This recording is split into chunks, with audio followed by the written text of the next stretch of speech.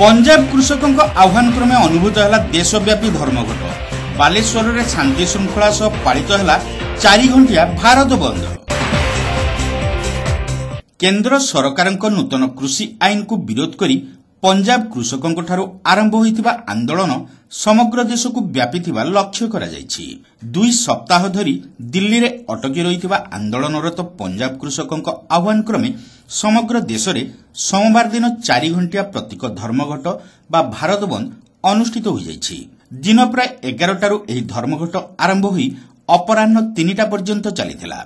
सारा भारत वर्ष रे प्राय पाखापाखि 18टी राजनैतिक दल ताकू समर्थन जणाइछन्ति। समस्त केंद्रीय ट्रेड यूनियन माने ताकू समर्थन जणाइछन्ति। समस्त फेडरेशन जो रहिछि विभिन्न फेडरेशन रहिछि से माने समर्थन जणाइछन्ति।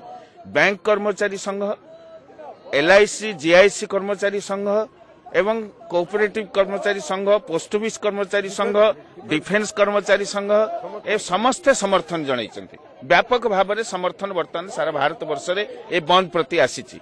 ए बंदर स्वभाव को जानी पारी कि केंद्र सरकार गला काली विभिन्न टीवी जरिया रे गोटे प्रचार कले एवं आज मध्य संवाद पत्र बाहरी जे दिन 11 रू 3टा पर्यंत बंद हबो ए भली एक प्रचार हैला। ए प्रचारटा काहे करागला ना दिल्ली रे गोटे फल व्यवसायी संघ से माने कहले आमे 11 रू 3टा पर्यंत चकाजाम करिवु ताकू जे बंदटा 11 रू 3टा पर्यंत हबो एटा गोटे अपप्रचार करिकी बंद को बानचाल करिया पई बंद को एपट सपट कर दबा पई ए जो चक्रांत करथिला भारतीय जनता पार्टी RSS चक्रांत करथिले से चक्रांत आज खर्ब होईची एवं राजरास्ता को आज समस्त राजनैतिक दल अन्य संगठन माने समस्त आज शामिल होईचंती एवं सोमोटो भाव रे निजस्व भाव रे अनेक संगठन आज मध्य ओडिसा रे शामिल होईचंती। कृषक संगठन ठारू आरंभ करी साधारण लोक मध्य याकू समर्थन करचंती। खिचु बालेश्वर जिल्लार बालेश्वर टाउन भितरे जे भीड़ अहेतुक भीड़ कोन पई ना काली बंद रहिबो आमे केही आसीबु नाही आज मार्केटिंग करिकि नै जिवु जेहेतु प्रथमाष्टमी अछि तेणु तार प्रभाव आज बालेश्वर शहर उपरे साधारण लोकंक उपरे समस्त लोकंक से माने आज बंद को समर्थन करचंती। एही प्रभाव को देखिकी बिजू जनता दल तार जो सरकार रे अछि से बंद को समर्थन न कले मध्य किंतु परोक्षरे से माने आज सरकारी दफ्तर सब बंद कर दैछंती। कृषक आंदोलन को समर्थन करी बालेश्वर वामपंथी और कांग्रेस दलर कर्मी समेत विभिन्न संगठन पक्षरु भारत बंद सफलता पाई दीर्घ 4 घंटा धरी उद्यम जारी रखा जायतिला। एटा गुटे कृषक विरोधी आईन आनिचंती बीजेपी सरकार आउ सेही आईन रो जो 3टी पर्याय अछि गोटे होची प्रथमे थिला कि आमे होर्डिंग करी परिबु नाही माने गच्छित करी कि रखी परिबु नाही एबे से गच्छित उपरु से माने से आईनटा हटेई देचंती। ता परे वॉलमार्ट और रिलायंस भली एई उद्योगपति माननकु जेपरी समाने लाभवान हेई परिबे सेही आईनटा को आनिकी आम गणरे आनिचंती।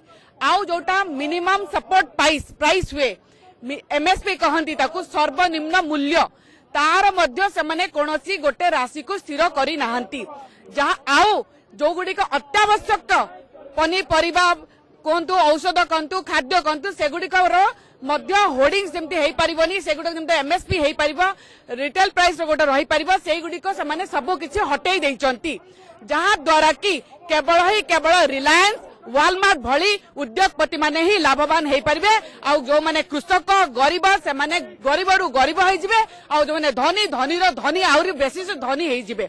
एही भलिया जो नीति गुडी को से माने आनुचंती एडा गोटे कला माने कला कानून को आजिबो एही कानून गुडी को से माने जे आनुचंती आउ कार्यकारी करचंती ताहा द्वारा समाज रे क्राइम बढ़िबो कारण जेतबे दीटा श्रेणी मध्य बहुत पार्थक्य हेई जाय गरीब आउ धनी मध्य कहारी कहीं कोनोसी क्राइम करे नहीं खुशी रे कहंती अभाव रे स्वभाव नष्ट हुए ए जो अभाव रे स्वभाव नष्ट हबो ए जो एते गरीब एते धनी गोटे श्रेणी रे जो गोटे प्राण गोटे अंतर हेई जिवो ए अंतर द्वारा क्राइम बढ़िबो आ क्राइम बढ़िले समाज रे कोनोसी प्रकार श्रृंखला किंबा समाज प्रगति आडको जाई परिबो नाही। भारत वर्षर आमर अन्नदाता मानक विरुद्ध रे जो भली भाव रे नरेंद्र मोदी सरकार कड़ा कृषि नीति पारित करिछि ଯାଦ୍ୱାରା କି କୃଷକ ମାନଙ୍କର ଆମର ଭାରତବର୍ଷର ମେରୁଦଣ୍ଡ ଆମର ଅନ୍ନଦାତା ମାନଙ୍କର ସମ୍ପୂର୍ଣ୍ଣ ସ୍ୱାର୍ଥକୁ ନିଜର କର୍ପୋରେଟ ମିତ୍ରଙ୍କ ହାତରେ ଟେକି ଦେବାର ବ୍ୟବସ୍ଥା କରିଛି। ତା ବିରୁଦ୍ଧରେ